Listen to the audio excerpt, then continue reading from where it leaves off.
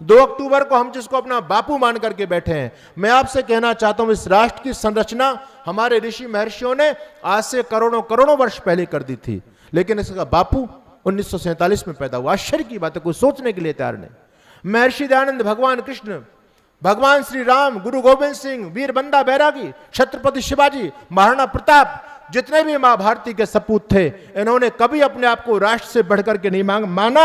ये सभी मां भारती के सपूत कहलाए, लेकिन हमने गांधी को राष्ट्र का बाप बना दिया, राष्ट्र का पिता बना दिया। अरे हमने भगवान कृष्ण को वो सम्मान नहीं दिया, छत्रपति शिवाजी को वो सम्मान नहीं दिया, भगवान श्री राम को वो सम्मान नहीं दिया जो सम्मान हमने गांधी को दिया है। अरे किस बात का राष्ट्रपिता है? सोचो, भारत का राष्ट्रपिता कैसे कोई हो सकता है? अगर गांधी राष्ट्रपिता हो सकता है तो भारत का तो कदापि नहीं हो सकता, वो पाकिस्तान का हो सकता है, क्योंकि गांधी की काली करतूतों के कारण पाकिस्तान बना है और हमारे करोड़ों भाइयों का नरसंहार हुआ है। इस बात को आप बहुत अच्छी तरह से जानते होंगे। पानीपत के अंदर मैं देखता हूं, आप बहुत सारे लोग ऐसे हैं जो सिंध से आए होंगे, क्या क्या हमारे ऊपर नहीं बीती। अरे इस गांधी पर तो हत्या का मुकदमा दर्ज होना चाहिए, जिसको आज हम अपना बापू मान करके बैठे हैं। एक को हमने चाचू मान लिया, एक को हमने बापू मान लिया और उसको कह रहे हैं अहिंसा का पुजारी। अरे किस बात का अहिंसा का पुजारी भाई? उसके जीवन का रिश्ता तो अहिंसा से दूर दूर तक नहीं था, वो तो भयंकर हिंसक व्यक्ति था गांधी तो। और मैं आपको प्रमाण देना चाहता हूं, जब द्वितीय विश्व युद्ध हुआ, अंग्रेजों को हथियारों की और सेना की आवश्यकता पड़ी, तो गांधी ने देश के नौजवानों से आग्रह किया कि भारत के नौजवानों को अंग्रेजों के साथ में हथियार लेकर के खड़ा हो जाना चाहिए। अंग्रेज हमारे अतिथि हैं, हमको इनका साथ देना चाहिए। जब अंग्रेजों के साथ दूसरे दुश्मनों से लड़ाई की बात थी तो गांधी हथियार उठाने की बात करते हैं, और जब अंग्रेजों के साथ में युद्ध करने की बात आ गई, अंग्रेजों को मारने की बात आ गई, तो गांधी कहते नहीं, हथियार मत उठाओ। ये कौन सी अहिंसा हो गई? ये तो भयंकर राजनीतिक व्यक्ति था। हम इस व्यक्ति के षड्यंत्रों को नहीं समझ पाए। इस गांधी पर जितना बोला जाए उतना कम है। हम कहते हैं अहिंसा का पुजारी, सत्य का पुजारी, सत्यमेव जयते। गांधी से जोड़ दिया हम लोगों ने सत्यमेव जयते। इतना बड़ा झूठा व्यक्ति, इतनी झूठ बोलने वाला व्यक्ति। गांधी कहता था पाकिस्तान मेरी लाश पर बनेगा, और पाकिस्तान भी बन गया और गांधी भी जीता रहा, बहुत दिनों तक जिया। कहां चले गई गांधी की सत्यवादिता? गांधी के चरित्र पर मैं नहीं ज्यादा बोलना चाहता, समय मेरे पास में नहीं है। एक बात मैं विशेष कहना चाहता हूं, मैंने बहुत सारी आर्य समाजों में देखा है, हमारे आर्य समाज के विद्वान भी गांधी की वकालत करते घूमते हैं। बहुत सारे विद्वान घूम रहे हैं आज, और मैं कहता हूं गांधी को उन्होंने पढ़ा ही नहीं है, बस सुनी सुनाई बातों को लेकर के घूम रहे हैं। आप पढ़िए गांधी कितना नकारात्मक था आर्य समाज के बारे में। मैं तो बहुत सारी समाजों में गया और मैंने गांधी का चित्र देखा, तो मैंने उनको समझाया, मैंने कि इसका चित्र जरूर उतारो, इसका चित्र आर्य समाज में नहीं होना चाहिए। आर्य समाज का भक्षक है, स्वामी श्रद्धानंद का भक्षक है, महाशय राजपाल का भक्षक है ये व्यक्ति। और तो और मैं आपको बताऊं, ये इस गांधी का स्टेटमेंट आपको बताता हूं। गांधी ने सत्यार्थ प्रकाश के बारे में क्या कहा? गांधी ने कहा सत्यार्थ प्रकाश आर्य समाजों की बाइबल है, सबसे नकारात्मक पुस्तक कोई है तो सत्यार्थ प्रकाश है। यह स्टेटमेंट गांधी का है।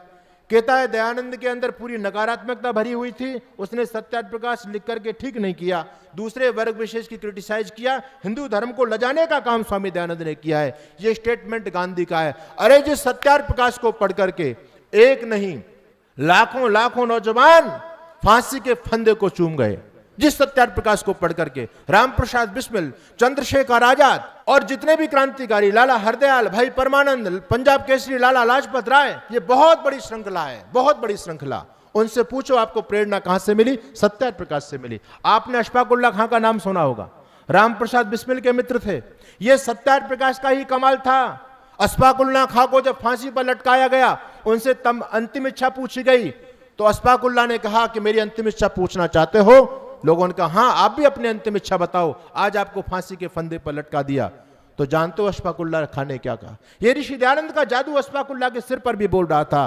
अशफाकुल्लाह ने कहा जाऊंगा खाली हाथ मगर ये दर्द साथ ही जाएगा, जाऊंगा खाली हाथ मगर ये दर्द साथ ही जाएगा। अरे जाने किस दिन हिंदुस्तान आजाद वतन कहलाएगा। बिस्मिल हिंदू हैं, उनके अजीज मित्र थे राम प्रसाद बिस्मिल। कहते हैं बिस्मिल हिंदू हैं, कहते हैं फिर आऊंगा फिर आऊंगा। आप राम प्रसाद बिस्मिल को पढ़ो, क्या कहते हैं? जगदीश भारतवर्ष में शतबार मेरा जन्म हो। राम प्रसाद बिस्मिल कहते हैं मैं बार बार भारत भूमि पर आकर के इस देश की आजादी के लिए काम करता रहूं। तो अशफाकुल्लाह खां कहते हैं बिस्मिल हिंदू हैं, कहते हैं फिर आऊंगा और फिर आकर के भारत मां तुझको आजाद कराऊंगा। दिल करता है मैं भी कह दूं, दिल करता है मैं भी कह दूं, पर मजहब से बंध जाता हूं। मैं मुसलमान हूं, पुनर्जन्म की बात नहीं कह पाता हूं, क्योंकि मुसलमान पुनर्जन्म को नहीं मानते। कहते हैं दिल करता है मैं भी कह दूं, पर मजहब से बंध जाता हूं। मैं मुसलमान हूं, पुनर्जन्म की बात नहीं कह पाता हूं।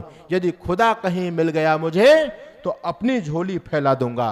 यदि खुदा कहीं मिल गया मुझे अपनी झोली फैला दूंगा और जन्नत के बदले उससे एक पुनर्जन्म ही मांगूंगा। यह काम था अशफाकुल्लाह खां का, यह जादू था सत्यार्थ प्रकाश का, ऋषि दयानंद का, जिस सत्यार्थ प्रकाश को पढ़ करके एक नहीं 7.5 लाख नौजवानों ने मां भारती के लिए हंसते हंसते फांसी के फंदे को चूम लिया। उस सत्यार्थ प्रकाश के बारे में गांधी ने कहा यह केवल आर्य समाजियों की बाइबल है और यह पूरी नकारात्मक पुस्तक है, इसने हिंदू धर्म को लजाने का काम किया है। अरे गांधी, तूने हिंदू समाज को लजाने का काम किया। और मैं कितना इस गांधी के बारे में बोलूं। मोपला कांड आप लोगों ने देखा मालाबार के अंदर, जहां हमारे लाखों हिंदुओं का नरसंहार हुआ, कितनी बहन बेटियों के सतीत्व को लूटा गया, कितने मंदिर तोड़े गए, गौकशी की गई, पूरा की पूरा मालाबार क्षेत्र हिंदुओं से विहीन कर दिया गया और नरपिशाचों के द्वारा, मुसलमानों के द्वारा। जब इन मुसलमानों की पूरी दुनिया में किरकिरी हो रही थी, इनका कोई पक्ष लेने वाला नहीं था, इनका मसीहा बनकर के यदि सबसे पहले कोई खड़ा हुआ तो गांधी खड़ा हुआ और गांधी ने स्टेटमेंट दिया। जो लोग आज मालाबार के बारे में रो रहे हैं, उनको मालाबार के बारे में जानकारी नहीं है कि मालाबार का असली दोषी कौन है। गांधी ने मालाबार मोपला कांड के अंदर भी हिंदुओं को दोषी ठहराया था और इसने वहां जाकर के मुसलमानों को संबोधित किया, मेरे वीर मोपला भाइयों। इसके बारे में जो कुछ भी कहा जाए वो बहुत कम है। मैं इस बात को इसलिए आपके बीच में कहना चाहता हूं कि जिन लोगों को आज हम अपना रहनुमा मान करके बैठे हैं, जिनको अपना बापू मान करके बैठे हैं, ये लोग कितने घातक थे। इतिहास ने घातक लोगों को, अपने शत्रुओं को हमारे सिर तक पहुंचा दिया। अरे गांधी की एक तरफ मानसिकता थी हिंदुत्व का भयंकर विरोधी।